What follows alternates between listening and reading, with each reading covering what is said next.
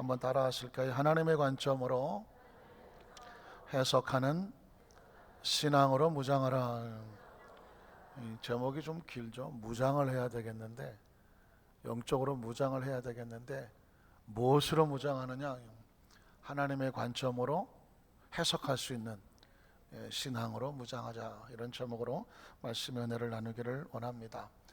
어느 부부가 로또를 사게 됐습니다. 로또라는 것이 싸게 주고 큰 상금이 걸려 있는 그런 거죠. 크리스찬이 로또를 해야 되느냐 말아야 되느냐, 저도 몇 분에게 그런 상담을 받아본 적이 있습니다. 목사님, 로또를 해야 됩니까? 말아야 됩니까? 그래서 이걸 해라 그래야 되나 말아야 되나 고민했던 적이 있는데, 미국의 어떤 권사님이 그러더래요. 목사님, 이건 뭐 로또를 살까요 말까도 아니에요. 사갖고 왔어요. 목사님, 기도를 세게 해주십시오. 왜 그러냐 했더니, 로또만 되면 내가 교회 성전도 건축하고 목사님 벤츠도 하나 빼드리고, 갑자기 군침이 확 땡기지 않습니까? 그냥 하나님 앞에 헌신하고 선교도 할 테니까 세게 기도를 해주라. 5년 내내 세게 했는데 안 되더라고요. 하여튼간에, 그런데 이 권사님은 주일만 되면 로또를 사갖고 와갖고 또 세게 해달라고 자꾸 기도해갖고, 나중엔 저도 말려갖고 또 로또 안 사갖고 오나. 5년 내내 했는데 꽝은 꽝이더라고요. 왜 그러냐 했더니, 아브라함이 그 자기 본토 친척 집을 떠날 때 로또 함께 갔다고. 참 수준 높은 조건을 그렇다고 성경에 아브라함도 로또를 가져갔는데, 그롯이 아니죠. 부부가 로또를 5장을 샀습니다. 왜 5장을 샀나 했더니, 부인이 여보, 내가 어젯밤에 기가 막힌 꿈을 꿨다는 것입니다. 무슨 꿈을 꿨는데 했더니, 용이 5마리가 나와요. 용꿈을 꿨는데 한 마리도 아니고 5마리가 나와요. 남편이 갑자기 눈동자 커지면서, 이건 대박이야, 우리 빨리 로또 사러 갑시다. 그래갖고 부부가 새벽부터 가갖고 로또 가게에 가서 몇 장을 샀을까요? 5장을 샀어요. 왜? 용을 5마리 봤으니까. 이거 1등부터 5등까지만 되면 우리 이제 그냥 인생 끝이야, 다른 거 다 필요 없어, 막 이렇게 꿈을 꾸는데, 그리고 언제까지 기다립니까? 로또 당첨 발표할 때까지 기다립니다.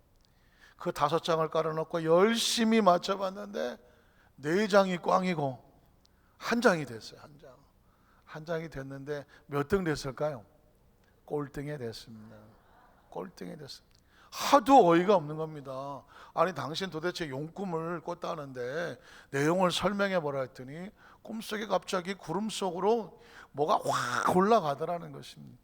쉬어보니까 5마리가 올라가는데, 저게 뭔가 하고 봤더니 마지막에 꼬리 하나가 보이는데, 그게 무슨 꼬리예요? 용꼬리라는 것입니다. 그래서 자기가 용을 봤다는 거예요. 남편이 뭐라고 말하는가? 이 사람아, 진짜 꼬리를 봤다고 하지, 꼬리는 꼴등이야. 머리를 봐야지. 어쨌든 부부가 끼리끼리 잘 만나셔갖고, 물론 조크긴 하죠. 그러나 꿈이라고 하는 것은 항상 해석이 중요하잖아요. 이걸 어떻게 해석하느냐. 그냥 꿈으로 끝나면 모르는데, 이게 대박 꿈이라고 로또를 사갖고 한때나마 또 꿈을 꾸셨다가 깨지는 걸 보니까 아쉽기도 합니다. 여러분, 우리의 신앙생활 속에 가장 중요한 게 뭔지 아십니까? 해석이라는 것입니다. 한번 따라 하실까요? 하나님의 관점으로 해석하기. 똑같은 상황이 벌어졌는데 어떤 내 주관과 내 마음과 내 생각으로 마음대로 해석을 해버리면 전혀 엉뚱한 대로, 하나님의 계획은 여기 있는데 전혀 엉뚱한 대로 가는 방향이 있다는 것입니다. 오늘 성경 본문에 요셉이라고 하는 사람은, 하나님의 사람은 철저하게 하나님의 관점에 따라 삶을 해석하고 방향을 결정해야 된다는 것을 아주 정확하게 가르쳐주는 믿음의 선배입니다. 우린 첫 번째로 요셉에게 나타난 하나님의 꿈과 계시의 모습을 한번 살펴보겠습니다. 창세기 37장 5절로 8절에 보면 요셉이 꿈을 꾸고 그랬습니다.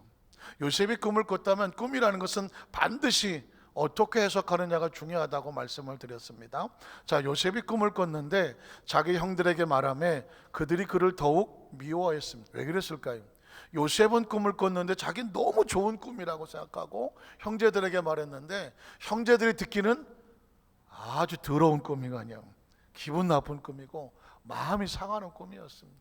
그래서 형들이 그 꿈으로 인하여서 요셉을 미워하게 됐다는 것입니다. 그 다음 절 보면 요셉이 그들에게 이르되 청하건대 내가 꾼 꿈을 들으시오. 우리가 밭에서 곡식단을 묶더니 내 단은 일어서고 형들의 단은 내 단을 둘러서서 뭘 합니까? 절을 한다는 것입니다. 기분 좋아요, 나빠요? 본인은 좋겠지, 내 단은 일어섰으니까. 형들의 단은 다 엎드린다고 하니까 형들이 기분이 상할 수밖에 없습니다. 그래서 그 다음 절에 보면 그 형들에게 이르되 내가 참으로 우리의 왕이 되겠느냐, 참으로 우리를 다스리게 되겠느냐, 해석을 그렇게 한 것입니다. 아, 이놈 봐라, 꿈을 꿨다고 하는 얘기를 보니까 지가 나중에 왕이 되고 우리 그 앞에 엎드린다고 하는 꿈을 꿨네.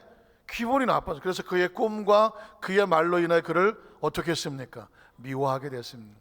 우리가 어떤 사람을 미워하거나 절망하고 좌절하고 낙심하게 될 때 대부분은 내 생각으로 그렇게 해석을 했을 때, 그런 관점으로 바라보면 꼼짝없이 갈등과 싸움이 일어나게 됩니다. 9절로 11절에 보면 또 한 번 요셉이 꿈을 꿉니다.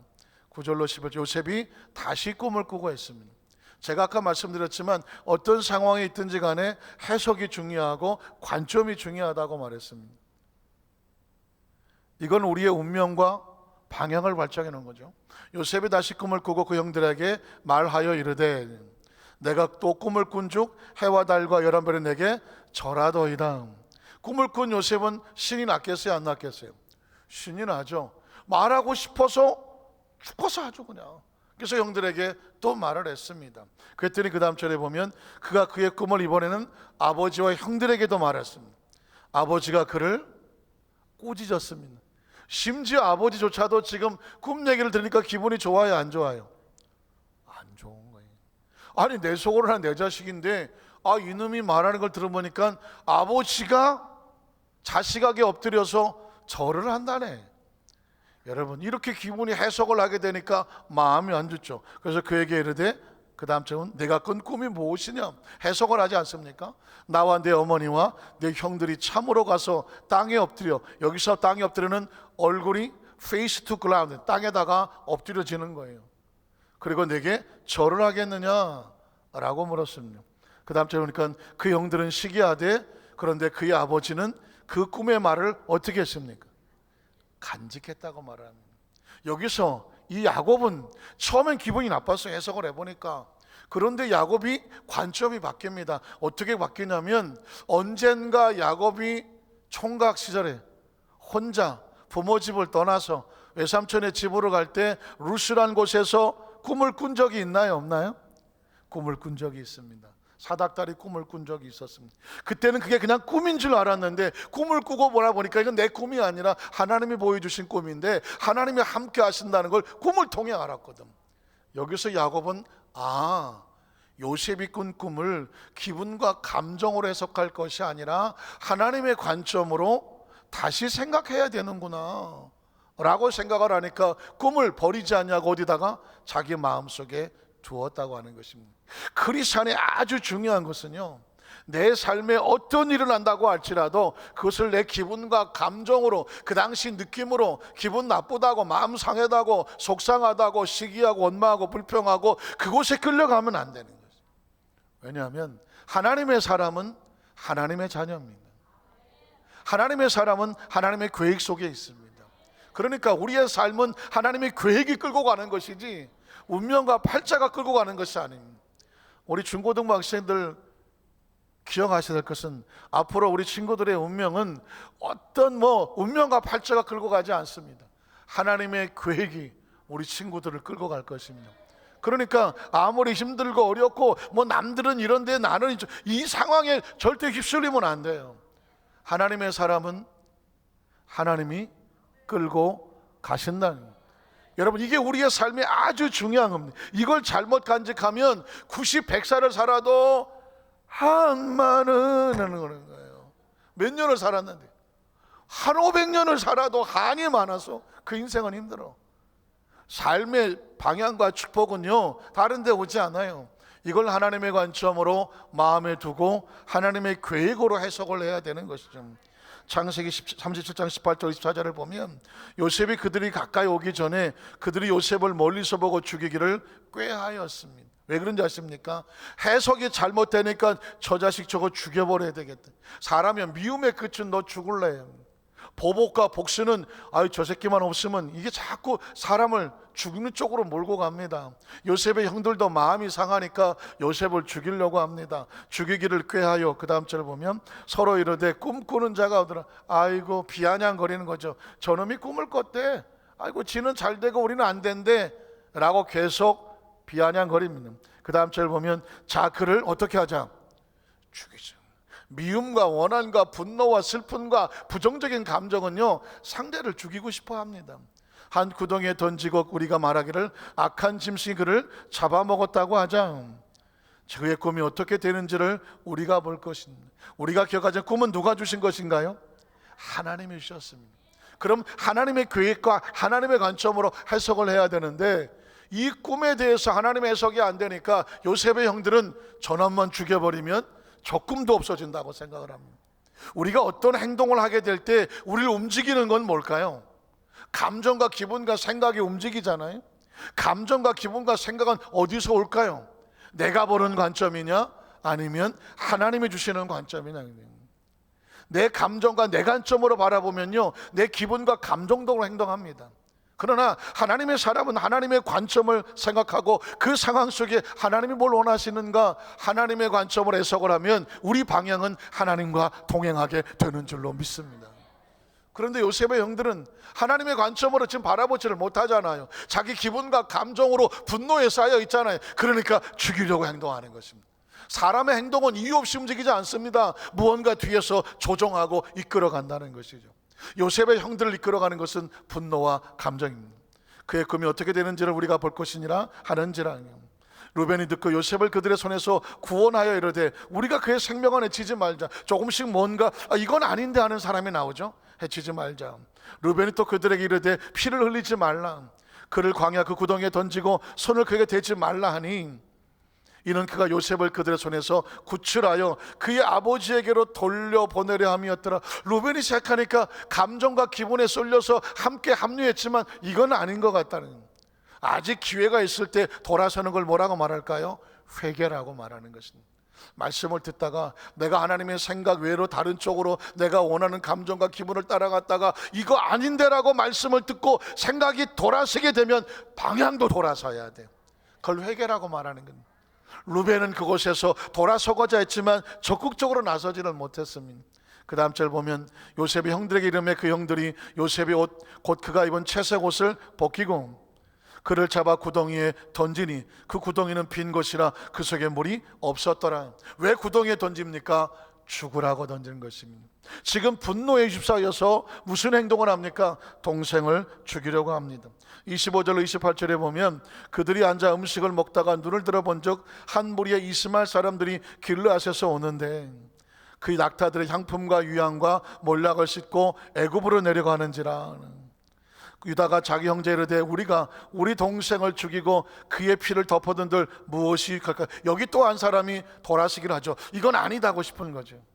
유다가 여기서 방향을 바꾸고 싶어 합니다. 그래서 뭐라고 말합니까? 그 다음 절을 보면 자, 그를 이스라엘 사람들에게 팔아버리자.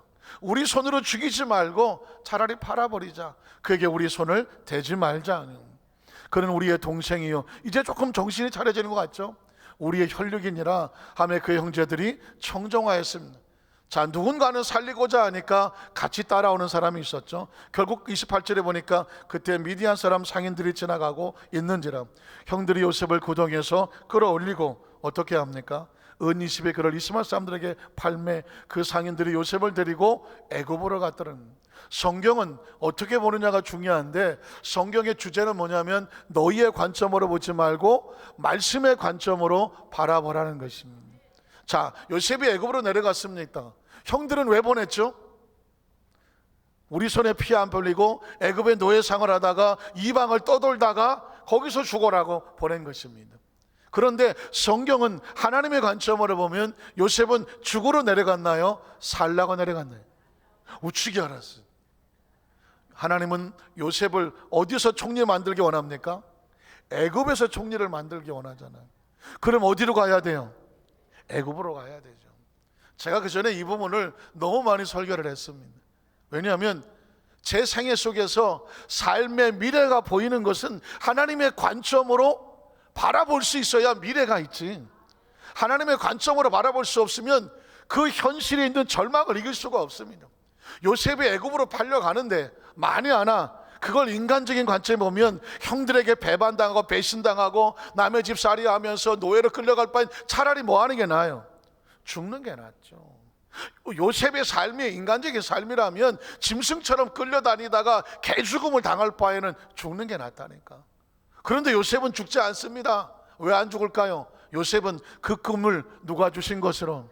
하나님이 주신 것으로 알기 때문에 아무리 환경이 힘들어도, 아무리 억울해도, 아무리 배신을 당해도, 아무리 모든 것을 잃어버려도 절대로 포기하지 않는다. 절망하지 않는다. 하나님이 포기하지 않으면 나는 포기하지 않는다. 믿으십니까? 신앙생활도 마찬가지입니다. 신앙생활하다 보면 별일을 다 당하잖아요. 억울하고 속상하고 기분 나쁘고 더럽고 치사하고 별일 다 있습니다. 그것 때문에 무너지면 아예 그냥 확 때려치고 그만두고 싶을 거예요. 그러나 여러분 기억하십시오. 그 상황 속에서도 하나님이 안고 가신다면, 믿으십니까? 그 상황 속에 하나님 이끌어 가신다고 하면 절대로 실족하면 안 돼요. 절대로 시험에 들면 안 돼요. 절대로 뒤로 물러가면 안 돼요. 왜냐하면 하나님이 더 이상 일하실 수가 없다니까. 성경에 보면 세례 요한은 여자가 난 자 중에 가장 큰 자라고 할 정도로 예수님의 인정받는 사람이었습니다. 근데 세례 요한도 예수님 때문에 실족할 뻔했어. 시험에 들 뻔했어. 왜냐하면 아시는 것처럼 세례 요한은 메시아를 예비하기 위해서 평안한 곳에 살지 아니하고 광야에 갔습니다. 편안한 옷을 입지 아니하고 약대 톨로 옷을 입고 허리를 독에 메고 먹는 것도 그 야생의 벌꿀, 석청, 메뚜기 이런 거 잡아먹고 있었습니다. 그리고 사람들에게 돌에 맞아 죽을 각오를 하면서 회개하라, 천국이 가까이 왔다고 메시지를 외쳤습니다. 그런 메시지를 외쳤습니다. 그러니 이 세례 요한이 원하는 건 뭐예요? 메시아가 멋있게 와서 거봐, 내가 이 메시아 온다고 그랬잖아. 사람들에게 높임을 받아야 되겠는데 메시아라고 왔는데 저 나사렛의 30대 초반에 목수의 아들 하나가 볼품도 없는 그 비슷비슷한 거 한 12명 데리고 돌아다니는 거예요. 세례 요한이 기가 막힌 겁니다. 아니 저게 무슨 메시아야? 아니 메시아 정도 되려면 막 한 2m 80 정도 막 이렇게 등치가 되거나 뭔가 막 공중을 날라 돌아다니면서 뭐 특별한 기술이 있거나 뭐 이래야 되는데, 아니 뭐 왕궁에서 뭐 태어났거나 뭐 신말을 타고 뭐 멋있게 돌아다니거나 해야 돼. 이거는 뭐 목수의 아들이니 뭐 비실비실하고 뭐 겉으로 봐도 뭐 별 없고. 그래서 세례 요한이 고민에 빠집니다. 아, 이 사람이 메시아인가? 아니면 또 다른 사람을 기다려야 되나? 여러분 그 현장은 누가복음 7장 18절로 23절에 있는데요, 요한의 제자들이 이 모든 일을 그에게 알립니다. 요한이 그 제자 중 둘을 불러 주께 예수님께 보내 이르되, 예수님, 그 오신다고 하는 메시아가 당신입니까? 그 다음 절 보면, 아니면 당신이 메시아가 아니면 우리가 다른 사람 진짜 메시아 오기를 기다려야 됩니까? 라고 묻습니다. 여기서 요한이 잘한 건 뭐냐면 자기 생각대로 해석하지 않았다는 것입니다. 에이, 내 생각에 저건 메시아가 될 수가 없어. 저게 무슨 목수의 아들이 메시아야. 야야야, 우리 딴 데로 가자. 이게 아니었습니다. 예수님 앞에 나와서 진지하게 물었습니다. 주님, 우리가 누굴 기다려야 됩니까? 라고 물었습니다. 오늘 저와 여러분이 예배하고 기도하고 말씀에 귀를 기울이는 것은 내 생각대로 살려고 하지 않기 때문입니다. 기도는 하나님의 뜻이 이루어지는 것입니다. 설교는 하나님의 뜻입니다. 성경은 하나님의 뜻이란 말입니다. 말씀을 통해서 하나님의 뜻을 발견하고 하나님의 뜻을 내 마음속에 품고 묻는 것이 기도요, 응답은 하나님의 뜻이 이루어지는 것입니다. 많은 사람들은 내 생각대로 안 된다고, 에이, 또 내 생각대로 기도 응답이 안 된다고 하기 쉽습니다. 그러나 기억하십시오. 기도는 하나님의 뜻이 이루어지는 것입니다.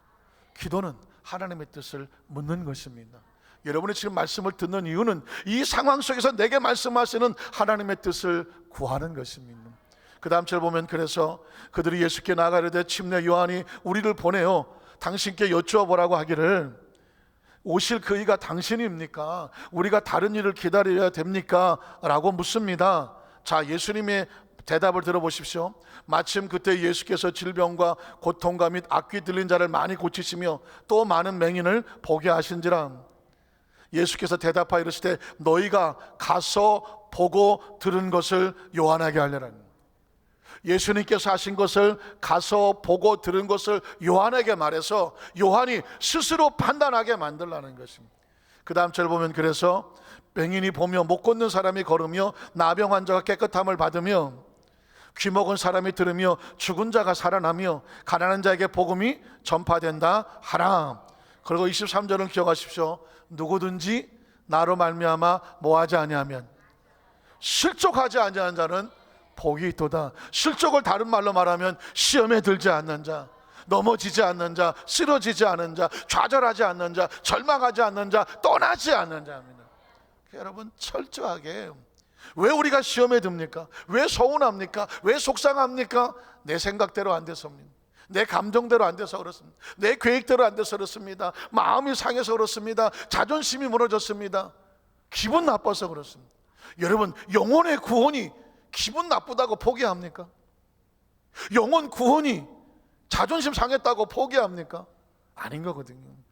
성경에 보면 예수님께서 나로 인하여 실족지 않는 자가 복이 있다고 말했는데, 예수님 자신도요, 사실은 인간적인 관점에 보면 실족할 만한 존재였습니다.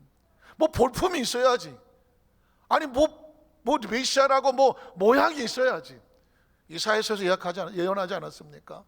우리가 전한 것을 들었느냐? 그가 무슨 볼품이 있더냐? 초라하지 않더냐? 나약하지 않더냐? 채찍에 얻어맞지 않더냐? 마치 끌려가는 양처럼 그 십자가 형틀로 끌려가지 않더냐? 그래서 세상적인 관점에 보면 바라볼 게 없고 믿을 게 없어요. 그러나 성경은 새로운 관점에서 말합니다. 그가 찔림은 우리의 허물이며 그가 상함은 우리의 죄악을 인함이고 저가 채찍에 맞음으로 너희가 나음을 입었다는 건 뭐예요? 새로운 관점, 하나님의 관점에서 바라보게 되는 것이죠. 어떤 사람이 아이 교회가 왜 그런, 아유 목사님, 아유 뭐 장로님, 아유 뭐 채식들이, 아유 뭐 구역장이냐. 여러분, 절대로 예수 그리스도로 인하여 실족하지 마시고 그 상황 속에서 하나님께서 내게 뭐라고 말씀하시는 하나님의 관점을 발견하게 되시기를 주님의 이름으로 축원합니다. 어떤 목사님이 우리 교회 오셔서 그때 부흥회를 한번 하실 때, 이제 설교하실 때 그러더라고요. 여러분 가운데 우리 교회에 부족한 것이 느껴진다면 하나님이 네가 그거 채워라. 아멘 안 하세요? 내가 볼 때 죄송하지만 성가대가인데 성가대가 저거밖에 안 돼? 만약에 그런다면 하나님 뭐라? 너 가서 성가대하라. 한번 따라, 네가 가서 성가대에 수준을 올려라. 왜 대답이 자꾸 점점 적어져요? 남녀성계가 저렇게밖에 봉사 못해? 그럼 뭐예요? 네가 가서 남녀성계에 봉사자가 되라. 아멘 소리가 점점 죽어들어요. 혹시 모르지만 지휘자가 막 지른, 아니 지휘가 저 정도밖에 안 돼. 이력서 내시기 바랍니다. 물론 조크지만 어쨌든 그렇다는 것입니다. 내 마음속에 뭔가가 하나님의 나라 속에서 뭔가가 캥기면 그건 원망과 불평의 대상이 아니에요. 비난과 손가락질 대상이 아니라 네가 가서 그 부분을 채워라. 아멘 하신 분들 꼭 실천하시기 바랍니다. 여러분, 두 번째는 뭐냐면 요셉이 당한 시련과 하나님께서 함께 하시는 모습. 요셉의 애굽으로 내려갔으니 이제 뭐 뻔하지 않겠습니까? 남의 집살이를 내려갔으니 온 하루 종일 뼈 빠지게 일하고 쓰러지고 먹는 것도 없고 여기저기 터지고 삐쩍 말라가고 날마다 울고 그러지 않겠습니까? 그게 정상적인 상황 아닙니까? 그런데 성경에 보면 전혀 새로운 관점이 나옵니다. 창세기 39장 1절로 6절에 보면 요셉이 이끌려 애굽에 내려가매 바로의 신하 친위대장 애굽 사람 보디발이 그를 그리어 데려간 이스마엘 사람의 손에서 요셉을 샀습니다. 그 다음 절 보면 야훼께서 요셉과 함께 하십니다. 분명히 제가 그랬죠. 남의 집에 끌려가면 절대로 평탄하지 않다. 그런데 전혀 다른 상황이 나와요. 전혀 다른 해석이 나온단 말입니다. 무엇을 인하여? 야훼께서 요셉과 뭐 하심으로? 함께 하심으로. 함께 하심으로 어쭈구리 아십니까? 전문적인 용어입니다. 전혀 다른 상황이 나옵니다. 그가 형통한 자가 됩니다. 남의 집에 팔려가갖고 맨날 울고불고 터지고 못 살겠다고 해야 되는 사람인데 그가 형통한 자가 됩니다. 그의 주인 애굽 사람의 집에 있으며, 그리고 그의 주인이 야훼께서 그와 함께 하심을 보며 또 야훼께서 그의 범사에 형통하게 하심을 남들도 보는 것입니다. 자기 혼자 아이고 나는 좋아 이게 아니라 남들도 보면 아니 저 사람이 하면 뭐든지 길이 열리네. 그 다음 절 보면 요셉이 그의 주인에게 은혜를 입어서 섬김에 그가 요셉을 어떻게 적입니까? 가정의 총무로 일을 다 맡기고 자기 소유를 다 그의 손에 위탁하니, 그가 요셉에게 자기의 집과 그의 모든 소유물을 주관하게 한 때부터 야훼께서 요셉을 위하여 그 애굽 사람 집에 복을 내리심으로 야훼의 복이 그의 집과 밭에 있는 모든 소유에 임하게 되고, 6절에 보면 주인이 그의 소유를 다 그의 소유 요셉의 손에 위탁하고, 노예는 자유도 없고 권한도 없는 건데 노예로 들어갔는데 알고 보니까 모든 걸 다 주관하고 있고 맡고 있고, 자기가 먹는 음식 외에는 간섭하지 아니했더니 비쩍 마르고 골아서 막 형편없어야 되는데 요셉은 빛이 나고 용모가 빼어나고 아름답다고 말씀하고 있습니다. 이건 해석의 관점입니다. 하나님의 사람은 어디다 갖다 놓아도 그 사람이 하나님이 함께 하심으로 하나님과 동행하고 하나님 안에 있으면 어떤 일이 벌어집니까? 그의 삶은 복 있는 삶이 될 수밖에 없다는 것입니다. 인생을 살다 보면 별의별 일을 다 만납니다.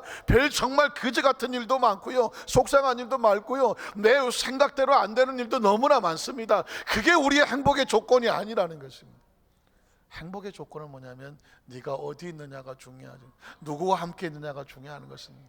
요셉을 죽으라고 애굽에 집어 던져버렸지만 하나님이 함께 하시니 애굽의 어떤 것들도 요셉을 상하게 하지 못하고 있습니다.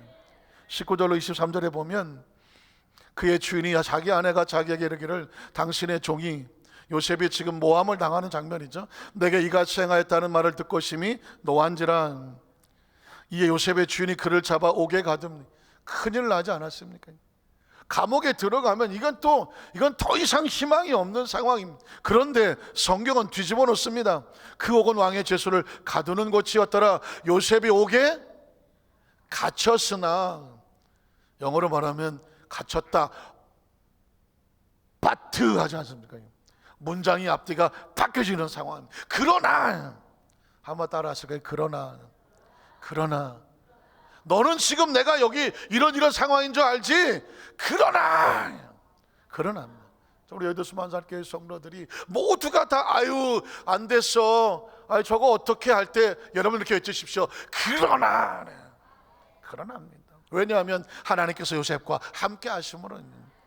그 다음 절 보면 그렇게 말하지 않습니까? 야훼께서 요셉과 함께 하시고 하나님 그에게 인자를 더하시고 간수장의 은혜를 받게 하심에 어떻게 됩니까? 오히려 간수장의 옥중제를 다 요셉의 손에 맡김으로 그의 재반 사물을 요셉이 처리하고 끌려들이고 갇힌 자가 아니라 관리하고 감독하는 자가 되었고, 그 다음 절 보면 간수장은 그의 손에 맡긴 것을 무엇인지 살펴보지 아니하였으니 이는 야훼께서 요셉과 함께 하시면 야훼께서 그를 범사에 형통하게 하셨더라는 것입니다. 사랑하는 성도 여러분, 제가 이 요셉에 대해서 끊임없이 얘기하면서 제가 만든 말 중에 하나가 뭔지 아십니까? 요셉이 다닌 대학 이름 파티페로 유니버시티라는, 보디발 장군의 집은 감옥이 아니라 노예 생활이 아니라 대학입니다. 가정 총무를 하면서 나중에 애굽의 총리가 될 것을 가르쳐주고 있습니다. 저와 여러분이 원치 않는 상황에 때로 시련과 연단과 모함과 억울함을 당하지만 기억하십시오. 하나님이 함께 하심으로 그의 범사에 형통케 하시면 그곳에서 우리는 강한 자가 됩니다. 새로운 자가 됩니다. 위도자가 됩니다. 사실을 예수를 믿는다는 건요, 하나님께서 우리를 하나님의 작품으로 만들어 가시는 거예요. 겉으로 볼 때는 나무 토막 같고 불에 타다 나온 나무 끝을 같고 돌멩이 같아 불과한데, 하나님이 손을 대시면 상상할 수 없는 작품이 되는 것입니다. 지금 요셉은 그런 상황입니다. 이거 어디다 써? 쓸데가 없는 것 같은데 하나님이 만들어 가시는 거거든요. 결국 하나님은 어떻게 만드십니까? 애굽의 총리로 급기야 만드시는 것입니다. 창세기 41장 37절로 43절에 보면, 바로가 그의 모든 신하가 이를 좋게 여긴지라. 바로가 그의 신하들에게 이르되, 이와 같이 하나님의 영에 감동된 사람을 우리가 어찌 찾을 수 있으리요 하고, 요셉이 이르되, 하나님이 모든 것을 내게 보이셨으니 너와 같이 명철하고 지혜 있는 자가 없도다. 이 명철 가치는 어디서 온 겁니까? 요셉의 연단과 고난 속에 하나님이 함께 하셔 그에게 주신 성령의 충만한 은혜거든요. 그 다음 절에 보면, 너는 내 집을 다스림. 바로가 누굽니까? 애굽의 왕 파라오, 태양신의 아들이라고 말하는 존재가, 그가 자기 권한에 자기 나라와 자기 백성과 권력을 히브리 종에게 맡길 수가 있겠습니까? 이렇게 하시는 건 하나님입니다. 너는 내 집을 다스리라. 내 백성이 다 내 명령에 복종하리니 내가 너보다 높은 곳은 내 왕자뿐이니라.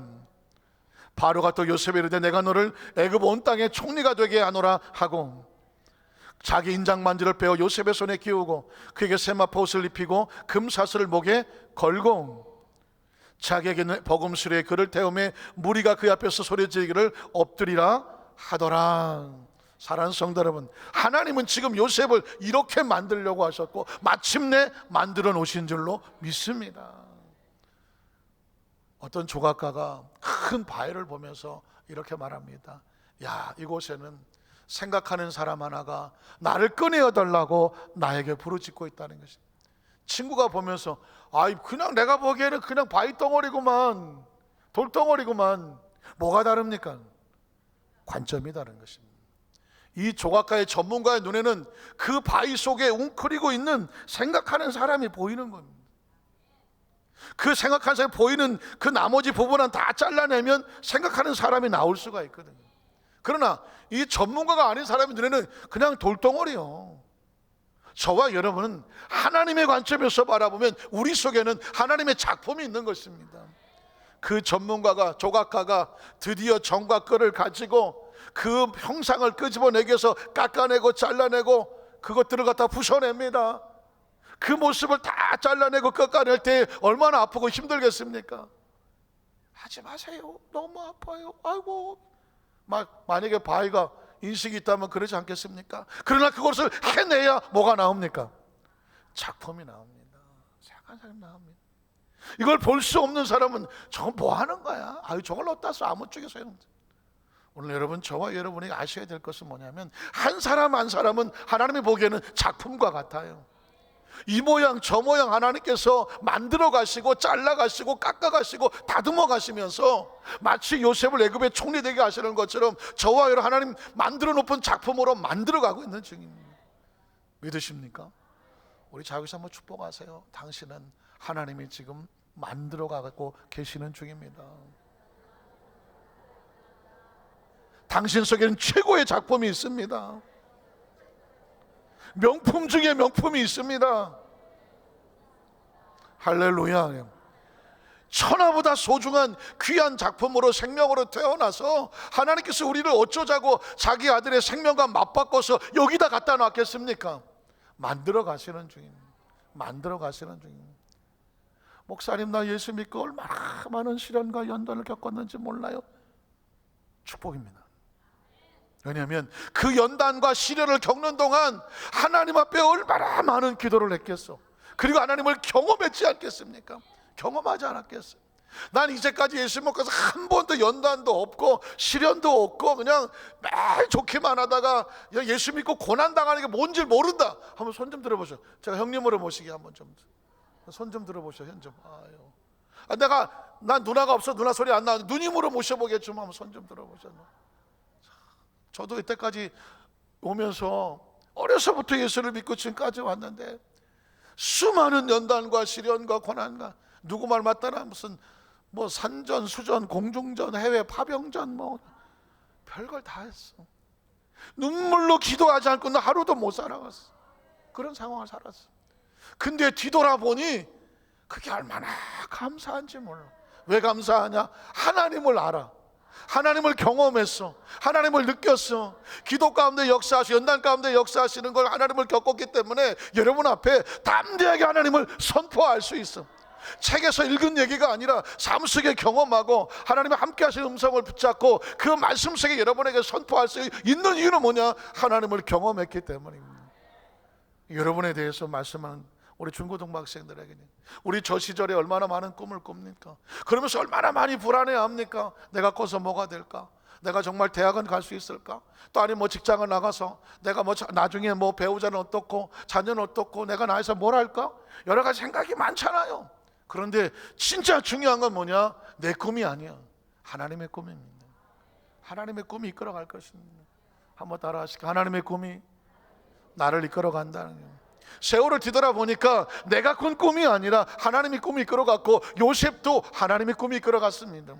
마지막 세 번째로 요셉이 해석이 만든 신앙의 고백입니다. 우리 하나님 앞에 신앙 고백하죠. 신앙 고백은 책에서 그래서 외워서 하는 게 아닙니다. 내가 바라본 하나님의 관점을 가지고 저절로 나오는 것이 신앙 고백입니다. 창세기 45장 3절로 5절에 보면 요셉의 형들이 이르되 나는 요셉이라 내 아버지께서 아직 살아계시나이까? 형들이 그 앞에서 놀라서 대답하지 못하더라. 요셉의 형들이 이르되 내게로 가까이 오소서. 그들이 가까이 가니 이르되 나는 당신들이하고 요셉이니 당신들이 애굽에 팔았습니다. 그 순간에 얼마나 형들은 가슴이 철렁했겠습니까? 큰일 났고 나는 여기서 이제 죽는구나 그랬을 겁니다. 그 말을 할 때 요셉은 피눈물이지 않았겠습니까? 당신들이 날 팔았어. 그런데 요셉은 그 상황을 원망과 불평과 불장과 그 다음에 운명과 재수로 말하지 않습니다. 그 다음 절 보면 이렇게 말합니다. 당신들은 나를 이곳에 팔았다고 해서 근심하지 마소서, 한탄하지 마소서, 낙심하지 마소서. 하나님이 요셉의 생애를 뒤집어 놓은 건 하나님이라는 딱 한 단어 세 글자입니다. 한번 따라 하실까요? 하나님, 하나님, 하나님입니다. 나를 이곳에 와서 이 연단 속에서 지키고 보호하고 이끌어간 분은 하나님이야. 내 세계는 하나님으로만 해석이 돼. 한번 따라하세요. 나의 삶은 오직 하나님으로만 해석이 됩니다. 다른 어떤 걸로 해석하지 마. 집안이 어쩌고 학벌이 어쩌고 나이가 어쩌고 생긴 게 어쩌고 뭐 아파트 평수가 어쩌고 다른 어떤 걸로 해석이 안 돼. 내 인생은 하나님으로만 해석이 되는 거예요. 하나님이 생명을 구원하시려고 나를 당신들보다 먼저 보내셨니? 이러니 상처를 받을 수가 있나요? 사람에게 팔렸는데 형들에게 배신을 당했는데 그걸 감정적으로 상하면 하루도 못 살아. 그런데 이렇게 말합니다. 이 상황을 이끌어 가시는 분은 하나님이야. 그러면 어떤 상황에도 시험이 안 들지, 어떤 상황에 절망하지 않지, 어떤 상황에 좌절하지 않지. 왜? 하나님이 끌고 가신다는 거죠. 6절로 8절에 보면 나 이 땅에 2년 동안에 흉년이 들었으나 아직 5년은 밭갈이도 못하고 추수도 못할 것이다. 하나님이 큰 구원, 역시 또 하나님 당신들의 생명을 보존하고 당신들의 후손을 세상에 두시려고 나를 당신들보다 누가 보냈어요? 하나님이 먼저 보내셨습니다. 그래서 그 다음 절은 그런즉 나를 이로 보내니는 당신들이 아니야, 하나님이시라냐. 하나님이 나를 바로에게 아버지로 삼으시고 그 온 집의 주로 삼으시며 애굽 온 땅의 통치자 삼았어요. 나의 나 된 것은 하나님의 은혜예요. 나중에 요셉의 놀라운 고백 기억하시죠? 창세기 50장 15절로 18절에 보면 요셉의 형제들이 그들의 아버지가 죽었음을 보고 말하되 요셉이 혹시 우리를 미워하여 우리가 아직도 감정이 남아서 인간적인 해석으로 혹시라도 우리를 아프게 할까봐, 상하게 할까봐 그에 한 모든 악을 다 갚지는 아니할까 하고 두려워서 요셉에게 말을 전하 이르되 당신의 아버지가 돌아가기 전에 명령하여 이르시기를 너희는 이같이 요셉에게 이르라 내 형들이 내게 악을 행하였을지라도 이에 바라건대 그들의 허물과 죄를 용서하라 하셨나니 당신 아버지 하나님의 종들인 우리 죄를 이제 용서하소서. 아버지의 유언이라고 거짓말로 말해서 요셉의 마음을 돌려보려고 말했습니다. 요셉이 그들이 그에게 하는 말을 들을 때에 울었습니다. 요셉은 인간적으로 해석하지 않아, 원망하고 불평하지도 않아, 하나님으로만 해석을 해. 그걸 알지 못하는 그들 때문에 안타까워하는 거예요. 우리가 신앙생활하다 보면 하나님의 관점을 해석하지 못하고 인간적인 관점에 갇혀있는 사람을 보면 어떤 마음이 드느냐? 마음이 아픈 것입니다. 그 다음 절 보면 그래서 그 형들이 또 친히 와서 요셉이 앞에 엎드리되 우리는 당신들의 종들입니다. 요셉이 그들에게 두려워하지 마소서 내가 하나님을 대신하리까. 한번 따라 하실까요? 내가 하나님을 대신하리까. 여러분 평생 신앙생활하면서 이 구절을 마음에 두십시오. 우리도 사람인지라 감정이 나옵니다. 분노가 나옵니다. 억울하고 속상하고 행동이 나오고 우리도 비난하고 싶고 손가락질하고 싶고 돌멩이 던지고 싶고 하고 싶어요. 그러나 크리스찬은 이렇게 말합니다. 이렇게 말하는 것이, 이렇게 행동하는 것이, 이렇게 내가 반응하는 것이 하나님이 원하시는 걸까요? 하나님께서 원하지 않는 것을 내 마음대로 반응하지는 않나? 내 마음대로 행동하지는 않나? 내 마음대로 결정하지는 않나? 하나님보다 내가 앞서는 것은 아닐까? 적어도 이 부분을 깊이 생각할 수 있는 사람을 신앙의 고수라고 말하는 거죠. 신앙이 좋은지 안 좋은지는 무엇으로 하냐면 하나님의 관점으로 어디까지 해석해낼 수 있느냐. 잘 나가다 주저앉는 것이 아니라 끝까지 하나님의 관점으로 해석해낼 수 있는 그 신앙이 바로 신앙의 고수가 되는 것입니다. 한번 따라 하시게. 나는 하나님보다 앞서지 않게 하시옵소서. 그 다음 절 보면 뭐라고 말할까요? 20절에 당신들은 나를 해하려고 했지만 나는 이렇게 해석합니다. 하나님은 그것을 무엇으로 바꿉니까? 선으로 바꿨다는 겁니다. 저는 평생 이거 붙잡고 삽니다. 내 삶의 목회 생활 속에 어떤 해가 다가온다고 할지라도 하나님은 그걸 바꾸어서 무엇을 만드신다? 선으로 바꾸십니다. 그래야 살 수 있고, 그래야 사역을 붙잡을 수 있고, 그래야 삶의 방향을 정할 수 있지, 수없이 다가오는 해를 어떻게 견딥니까? 제가 조크로 그 얘기하기 좋아하는데, 여러분 한국말로 해를 영어로 뭐라고 말하나요? 어려운 단어였나요? 선이라고 말하지 않았습니까? 성경을 오늘 가만히 보니까 해하고 선이 같은 말이야. 당신들은 나를 해하려 하였으나 하나님은 그것을 선으로 바꾸사. 그러니까 우리가 볼 때는 해지만 하나님을 선으로 바꿨다면 우리의 삶에 해는 없는 거야. 다 축복이야. 한번 따라 하시게. 하나님 안에서 내게 닿는 모든 것들은 축복입니다. 왜냐면 그걸 가지고 재료로 만들어서 최상의 작품을 만들려고 하시는 분이 누구냐면 하나님. 그리고 나가서 그 다음 절을 보면 오늘과 같이 많은 백성의 생명을 구원하게 하시려 하셨나니 당신들은 두려워하지 마소서 내가 당신들과 당신들의 자녀를 기르리다 하고 그들을 간곡한 말로 위로하였더라. 저는 우리 여도수모 안산교회 성도들에게 반드시 이런 날이 오기를 주님의 이름으로 축복합니다. 가장 최고의 축복이 뭔지 아십니까? 내 등에 칼을 꽂고 그토록 원수같이 피눈물을 흘리게 했던 그 사람이 내 앞에 무릎을 꿇는 날이에요. 근데 그 무릎 꿇는 사람에게 침 뱉고 같이 보복하는 게 아니라 그를 불쌍히 여기고 손을 잡고 일으켰으면서 괜찮다고 말해주는 날이에요. 힘든 건 없냐고, 아픈 건 없냐고, 내가 밥 한번 사주겠다고 그를 끌어안고 용서해 주는 날이에요. 정말 힘든 거 있으면 내가 도와주는 그 날이에요.